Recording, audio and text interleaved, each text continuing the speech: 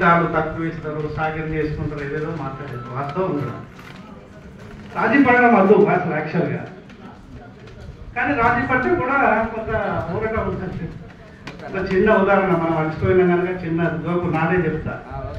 మా విద్యావరం భార్య భర్తలం యూనివర్సిటీకి పోయి ఉద్యోగం చేసుకుని వస్తాం, అలసిపోతాం.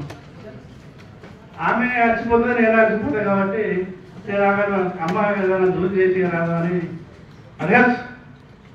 అడగడానికి భయం. అరే ఆమె కూడా చేసేసింది కదా అనే భయం. అడిగితే చేసిస్తుందా చేసి కదా అదొక భయం. అయినా అడగాల్సిన స్థితి అడుగుతాను.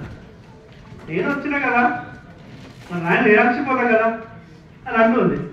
ఇప్పుడు కోపం రావచ్చు, నాకు రాకపోవచ్చు. ప్రత్యామ్నాయమే ఆలోచించాలి.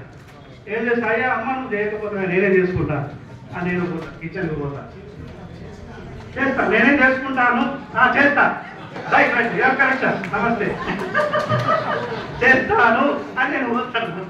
కిచెన్లోకి వెళ్తాను, చేసుకుంటాను. ఓకే ఓకే అయితే అక్కడికి వెళ్తాను. మనకేమో తెలియదు అది, దాన్ని ఏమంటాం, గ్రైండర్ తీసుకెళ్తాం, ఏదో ఉంటుంది అని నేస్తాం. ఆకృత కదా తొందరగా చేసుకోవాలి, పోటీ లాగా, అది చేయకపోయినా మంచిది అనే ఈగో లాగా ఏదో చెయ్యాలని ఆకృతితోటి దాన్ని పెట్టేసి మూత పెడతాము, చక్కన తీసేస్తాం.